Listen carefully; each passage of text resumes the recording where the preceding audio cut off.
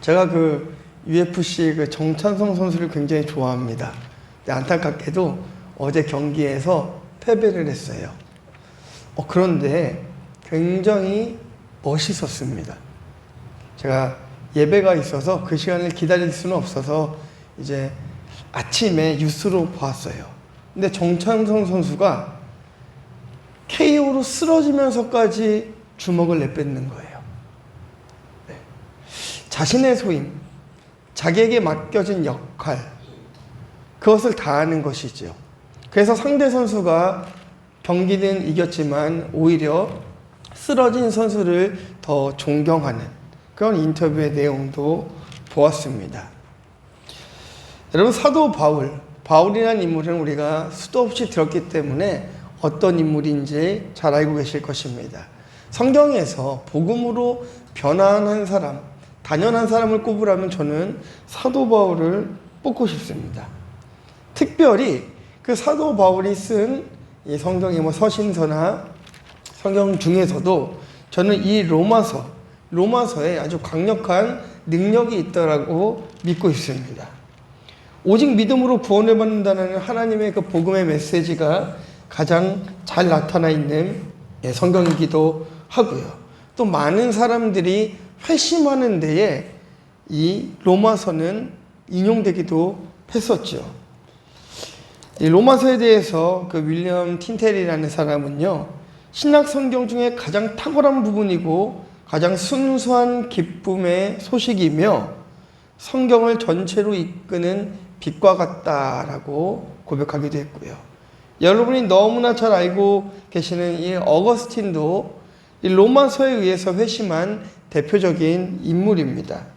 굉장히 젊은 시절에 방탕한 삶을 살았지만 로마서 13장을 보면서 방탕과 술 취하지 말며 음란과 호색하지 말며 쟁토와 시기하지 말고 오직 주 예수 그리스도로 옷 입고 정욕을 위하여 육신의 일을 도모하지 말라. 이 말씀을 보면서 이 어거스틴이 회심했던 사건이 있었습니다.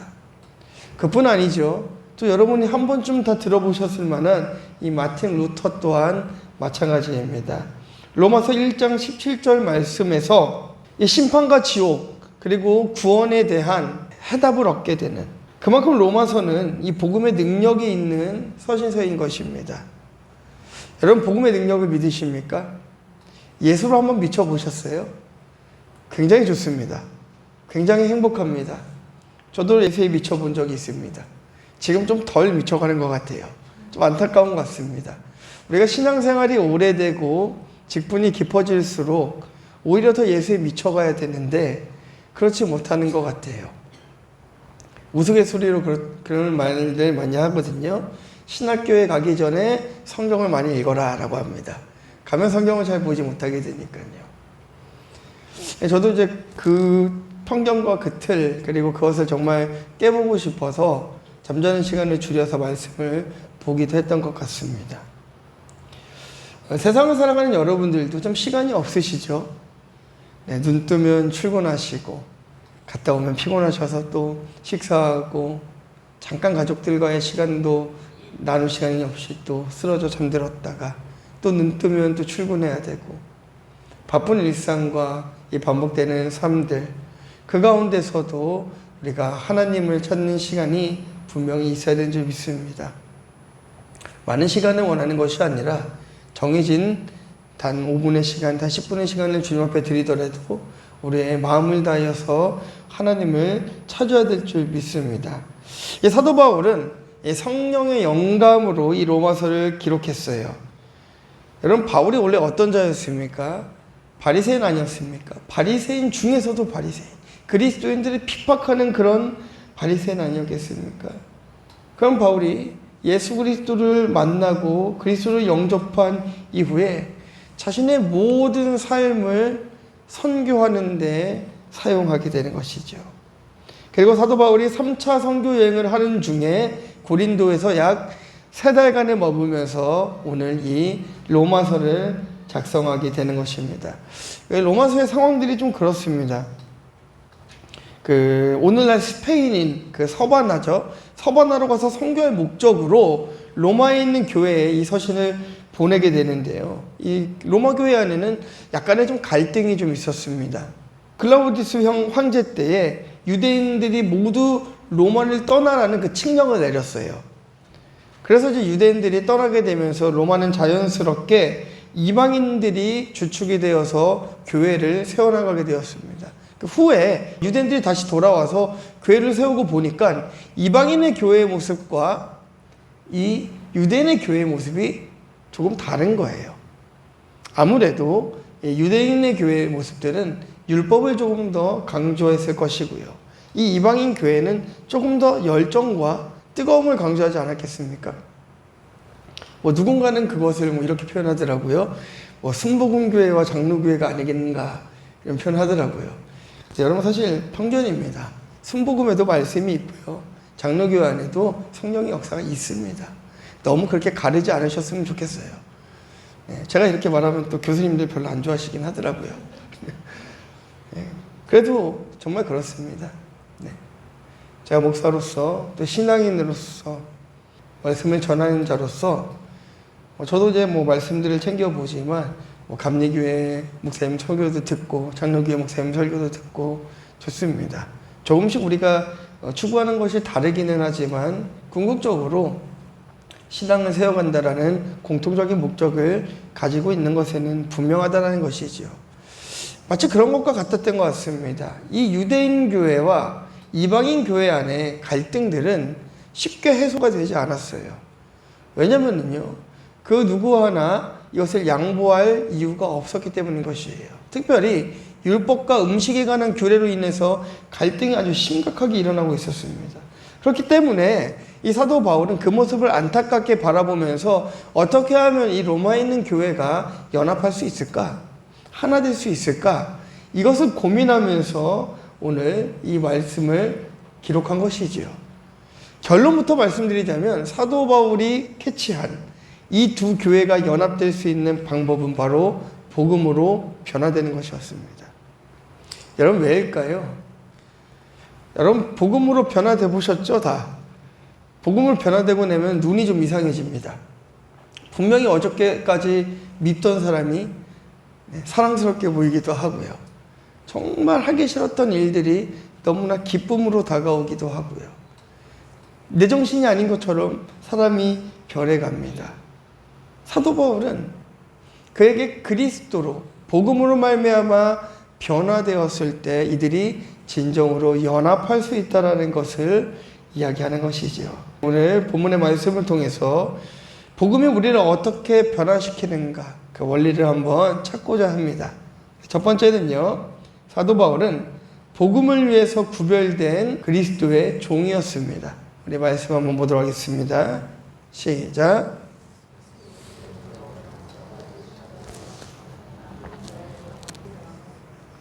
아멘. 빌립보서에 보니까요, 사도 바울을 소개하는데요, 베냐민 지파, 히브리인 중에 히브리인이고 율법으로는 바리새인, 열심으로는 교회를 핍박하고 율법의 의로는 흠이 없는 자다라고 빌립보서는 바울을 그렇게 소개하고 있습니다. 말하자면은요, 학문적으로도 그리고 행실로도 전혀 부족할 것이 없는 바울이었다는 것이에요. 그런데 사도 바울은 자신을 종으로서 소개하고 있습니다. 여러분 자신이 종 된다는 것이 얼마나 힘든 일인지 모릅니다. 선교지에서 약 20년 정도를 사역하시고 안식년을 나오신 한 선교사님께서 이런 고백을 하셨습니다. 20년을 선교지에서 정말 눈물로 헌신하셨는데 이번에 한 가지를 깨달았습니다 라고 하면서 뭐라고 하셨냐면요, 선교지에서 선교사는 을로 살아야 되는데 나는 20년 동안 그들의 갑으로 산 것 같습니다. 그래서 주님 앞에 회개하고 다시 종의 삶으로 돌아가서 그들을 섬기고자 합니다 라는 고백을 했습니다. 우린 종이라고 이야기하고 낮아졌다라고 얘기하면서도 사실은 우리가 값된 인생을 많이 살아가고 있습니다. 그래서 누군가가 나에게 맞춰주기를 원하고 누군가가 내 말을 다 들어주기를 원하고 나에게 맞추어서 내 뜻대로 내 기준대로 나에게만 이런 삶을 계속 살아가는 것이죠. 그래서 내 뜻에 맞지 않으면 화가 나고 내 뜻대로 계속 고집을 하는 것이죠. 네, 주변의 소리도 다 귀를 닫아버립니다. 아무리 신실한 하나님의 종들의 음성에도 다 귀를 닫습니다. 네, 그것은 종의 삶이 아닌 것이죠. 사도 바울은 오히려 반대였습니다. 가진 게 너무 많아요. 그의 재능으로 따지면은요, 여러분, 그 학문의 실력으로 따지면은요, 학벌과 그의 지위와 이 모든 것들이 사도 바울은 스스로 높아질 수 있었고, 스스로 갑이 될 수 있는 인생, 그것을 선택할 수 있음에도 불구하고 자신을 그리스도의 종이라고 소개하고 있는 것이에요. 왜 그렇게 되었을까요? 사도 바울이 다메섹에서 예수님을 만납니다. 그리고 구원을 받고 복음으로 변화되었기 때문인 것이에요. 여러분, 변화된다는 말이 무슨 말입니까? 변화된다는 것은요, 완전히 돌이키는 것이에요. 달라진다는 거예요. 예수 믿고 나서 여러분 주변에 있는 사람들에게 그런 소리 안 들어보셨습니까? 너 왜 이렇게 달라졌어? 이런 얘기 안 들어보셨어요? 저도 예수님 믿고 나서 친구들이 저에게 그러더라고요. 너 왜 그래? 그러더라고요. 창피했나 봐요. 네, 뭐 길거리에서 복음 전하는 것도 좀 창피했나 봐요. 네. 왜 그래? 그러는 거예요. 근데 그 왜 그래라고 말했던 친구들이 자꾸 그러니까 제가 왜 그러는지 진짜 궁금해서 같이 교회에 오게 되더라고요. 진짜 궁금했던 거예요. 저희도 제가 뭐 때문에 저렇게 변했나? 그게 궁금한 거예요. 그래서 다 함께 교회를 갔습니다. 그렇게 모였던 친구들이 교회에 가니까 뭐가 있어요, 여러분? 막 드럼도 있고 막 그래요. 그러니까 이것저것 할 줄도 모르는 아이들이 앉아가지고 막 쳐보기도 하고 그럽니다. 그래서 이제 자기들이 교회에서 연주를 하기 시작을 해요. 네, 그리고 각자의 자리에서 신앙생활을 하고 지금이 되어서 만나 이야기해보면 그렇게 이야기하더라고요. 그때 네가 왜 그랬는지 모르겠는데 나도 그렇게 변해가고 있는 것을 보면서 또 누군가는 나를 향해서 너는 왜 그래라고 말하고 너에게 왜 그래라고 말하는 사람이 나를 또 쫓아오더라. 여러분, 을된 인생, 값된 인생을 버리고 을된 인생을 여러분 살아가면요, 하나님께서 여러분들을 도우십니다. 내가 갑으로 살아가면 하나님께서 일하실 공간이 없어요. 요즘 교회는 여러분 하나님이 개입하실 공간이 없습니다. 너무 완벽합니다. 완벽합니다. 교회는 깨끗해야 되지만 저는 너무 그렇게 깨끗하지 않아도 된다고 생각합니다. 일할 자리가 있어야 여러분들 눈에 띄겠죠. 그래야 여러분들이 빗자루를 한번 드시겠죠. 네. 너무 깨끗하지 않아도 괜찮아요. 너무 완벽하지 않아도 괜찮고요. 너무 완벽하려고 애쓰지 않아도 괜찮습니다. 그래야 성령님이 일하실 공간이 생기는 거예요. 뭔가를 계획합니다. 우리의 인생을 설계하고 우리의 모든 것들을 막 계획해요. 10년 뒤에 난 이렇게 살고 있을 거야. 20년 뒤에 난 이렇게 살고 있을 거야. 근데 여러분 지금 다 그렇게 살고 계십니까? 저는 제가 이렇게 있을 줄 몰랐습니다.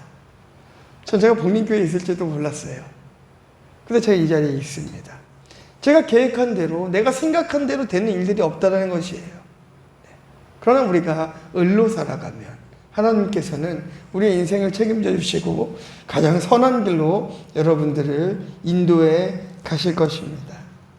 사도 바울은 하나님의 부르심을 따라서 안디옥에서 선교사로 파송받아서 오늘날의 터키 지역인 이 소아시아의 유럽 지역, 마게도니아, 아가야 지역을 다니면서 복음을 전했습니다.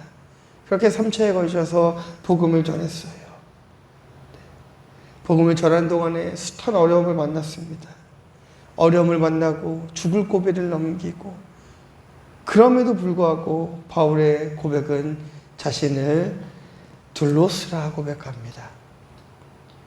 시민권을 가졌어요. 네. 길리기아의 다섯 사람으로서 그 영광을 누릴 수 있는데 자신을 둘로스, 종이다라고 소개하고 있는 것이에요. 하나님의 종이다라고 소개하고 있는 것입니다. 유일하게 사도 바울은 사도로서 사람들에게 인정받지 못하는 사도였습니다. 예수님의 제자로서 예수님과 함께 시간을 보낸 적이 없기 때문에 바울을 사도로서 인정해 주지 않았지요.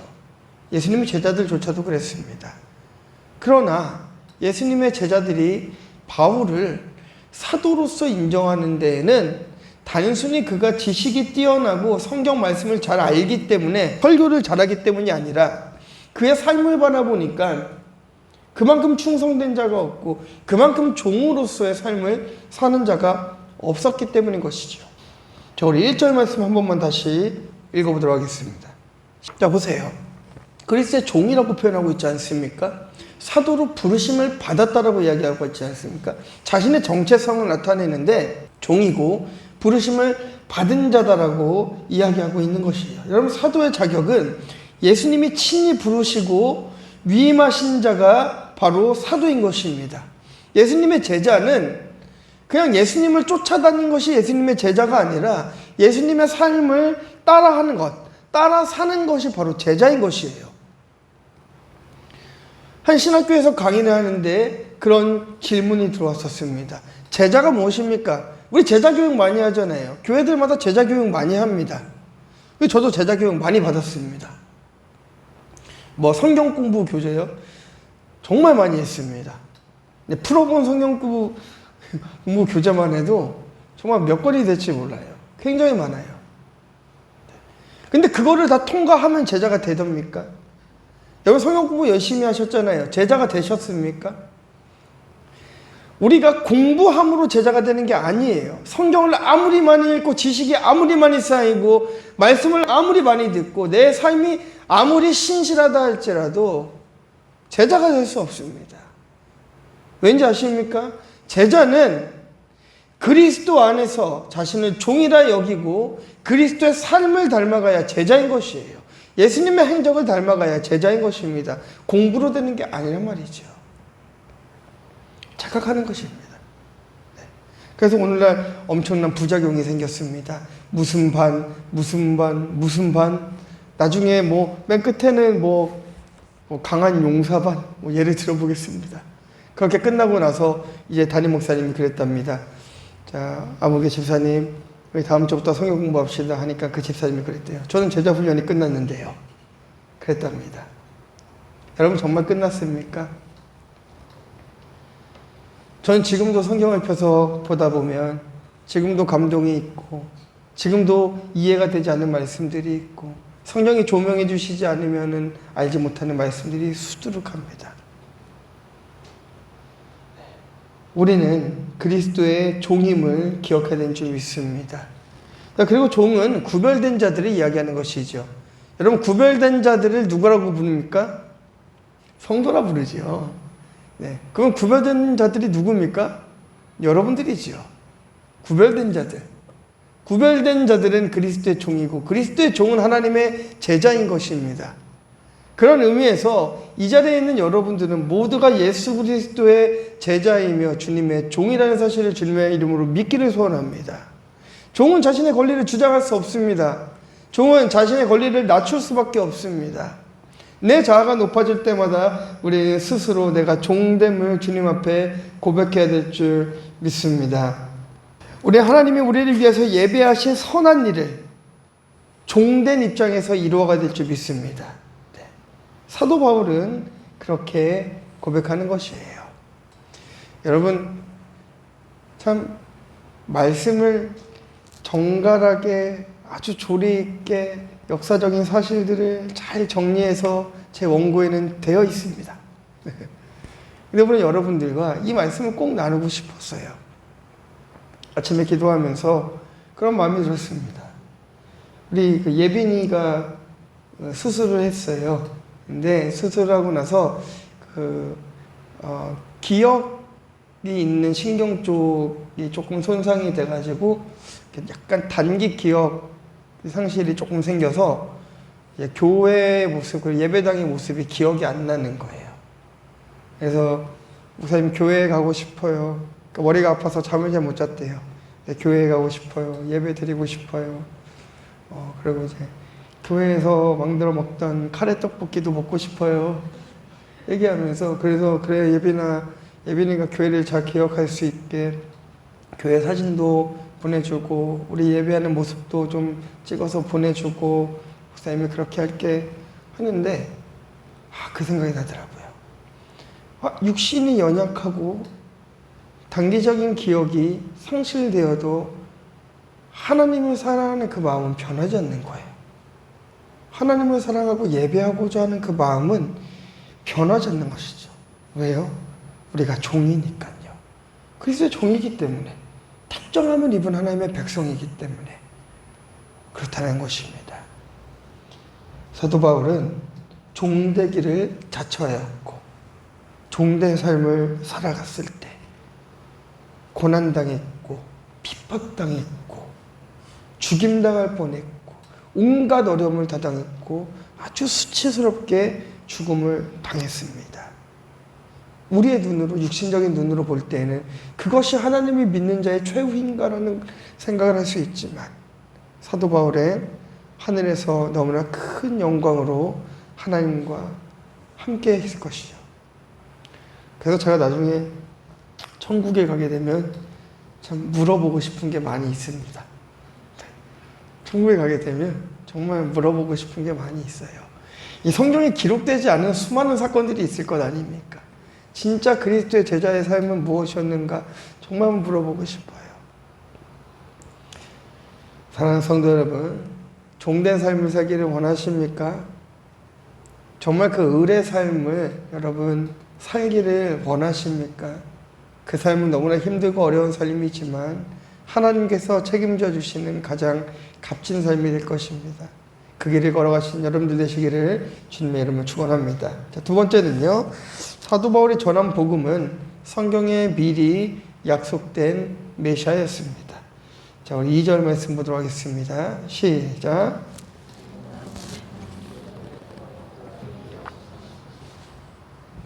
아멘. 이제 설교를 저희가 영상을 올리고 하지 않습니까? 영상을 올리면은요, 믿는 사람만 보는 게 아니고 신천지도 봅니다. 그래서 전화가 와서 막 질문을 해요. 한 번씩 질문을 해요. 근데 참 감사하게도 질문을 하면 신천지 너무나 뻔히 알겠어요. 그래서 대답을 안 해줍니다. 알아서 찾아보세요. 끊어버립니다. 그러다가 한번 이제 연락이 왔어요. 신천지를 소개합니다. 그래서 제가 물어봤어요. 소개하고 싶은 게 신천지입니까? 예수님입니까? 신천지가 복음입니까? 여러분들 사실 그 신천지뿐만이 아니고 우리도 그렇습니다. 제가 지난번에도 말씀드렸지만 여러분 교회 다니세요라는 질문이 복음이 아니에요. 예수님을 믿으십니까? 이 질문이 우리가 근본적인 질문이고 본질적인 질문 아닙니까? 예. 솔직히 말씀드리면요. 여러분 전도하셔서 다른 교회 보내셔도 관계없어요. 여러분 다 똑같은 성도입니다. 우리는 공교예요. 거룩한 성도는 다 한 몸이에요. 한 몸. 근데 한 몸인데 왜 자꾸 뺏어오려고 하고 뺏어가려고 그러고 복음을 전해야지 왜 자꾸 교회를 전하시는 거예요. 우리 교회 목사님 한 번만 만나보세요. 정말 좋습니다. 저 그렇게 좋지 않습니다. 하나님 보시기에 우리 똑같은 죄인일 뿐입니다. 예수님을 소개하세요. 예수님을 소개하고 그리고 교회를 소개하면 되잖아요. 그리고 그렇게 소개받을 만큼 신실한 자가 되기 위해 많이 노력하며 살아가고 있습니다. 을로서 열심히 주님 앞에 신실한 종이 되기 위해서 살아가고 있습니다. 사도 바울은 어디를 가서 복음을 전해도 다른 것을 전한 것이 아니라 예수 그리스도를 전했다라는 거예요. 내 학문이 이랬고 내가 배운 게 이랬고 내 생각은 이렇고 내 생각은 이렇고 내가 생각해 보니까 이렇고 이것이 아니라 그리스도의 복음이 무엇인지를 계속해서 전했다라는 것이에요. 그리스도의 복음이 십자가입니다. 부활입니다. 다시 오실 그리스도를 믿는 그것이 바로 복음입니다. 사도 바울은 이것을 전했다라는 것이에요. 얼만큼 우리가 헌신하면 그들이 헌금을 많이 할지, 어떻게 설교하면 그들이 바르게 살아갈지, 사도 바울의 관심은 그곳에 있지 않았습니다. 저 사람이 대기업에 다니는지 중소기업에 다니는지 직장이 있든지 없든지 사도 바울의 중심은 그것이 아니라 그에게 복음이 있는지 없는지 그것을 보고 있는 것이에요. 바울은 오직 그리스도를 전하는 일에만 힘쓰고 애썼습니다. 하나님의 아들에 관한 구약 성경에서의 그 예언하신 말씀들, 그 약속들, 사도 바울이 너무나 잘 알고 있었어요. 예수님을 만나고 보니까 이 구약에 전통했던 바울은 딱 보니까 펼쳐놓고 보니까 구약에 오신다라고 말씀하셨던 그 메시아의 모습이 바로 예수 그리스도라는 것을 깨달았던 것이지요. 그래서 유대인과 다툼을 할 때에도 오히려 구약의 말씀을 인용해서 유대인과 토론을 하고 그 유대인들의 잘못된 율법적 사상과 메시아 대망 사상을 그리스도로 깔아뭉개 주기도 했었습니다. 당당하게 복음을 전할 수 있었던 것이죠. 메시아의 약속, 창세기 3장 15절 보도록 할까요? 내가 너로 여자와 원수가 되게 하고, 이뿐 아니죠. 출애굽기에도 있고요, 신명기에도 있습니다. 사무엘 상하에도 있습니다. 네. 그냥 쭉 보여주기만 하세요, 말씀. 네, 보여주기만 하세요. 네. 여러분, 너무나 많은 말씀들이 예수님이 이 땅에 오실 것을 예표하고 있었어요. 그리고 바울은 그것을 전하는 거예요.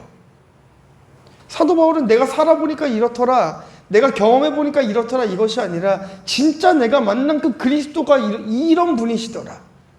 진짜 내가 예수 그리스도를 만나고 보니까 그 구약에 예언되어 있는 그 그리스도가 정말 이분이 맞더라, 이것을 좀 소개하고 있더라는 것입니다.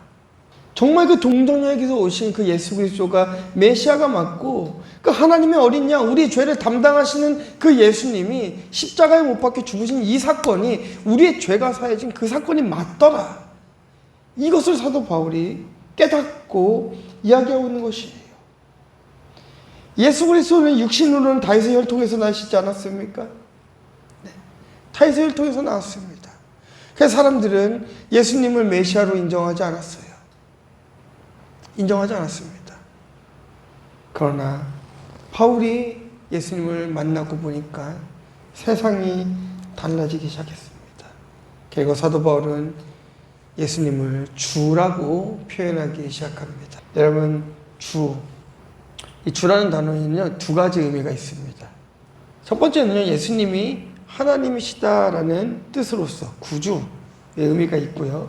동시에 초대교회 당시에 그 로마에는 로마의 황제를 신으로 숭배하면서 주라고 고백했습니다. 황제의 칭호인 가이사를 주라고 불렀단 말이에요. 사도 바울은 정확하게 이야기하는 것이죠. 오직 주 예수 그리스도 한 분뿐이라는 사실을 이야기하는 거죠. 우리의 주인은 오직 예수 그리스도 한 분뿐이라는 것입니다. 그리스도인들의 주는 오직 한 분밖에 없다라는 것을 이야기합니다. 그래서 빌립보서에서는요, 십자가에서 죽으시고 부활하신 예수님을 모두 입으로 시인해서 하나님께 영광을 돌려야 된다라고 고백하고 있는 것이에요. 여러분, 우리 믿음의 선진들이 순교를 당할 때에 전에도 말씀드렸죠. 아주 고통스러웠습니다. 네, 아주 고통스러웠습니다. 그런데요, 그들은 그 고통을 자처했습니다.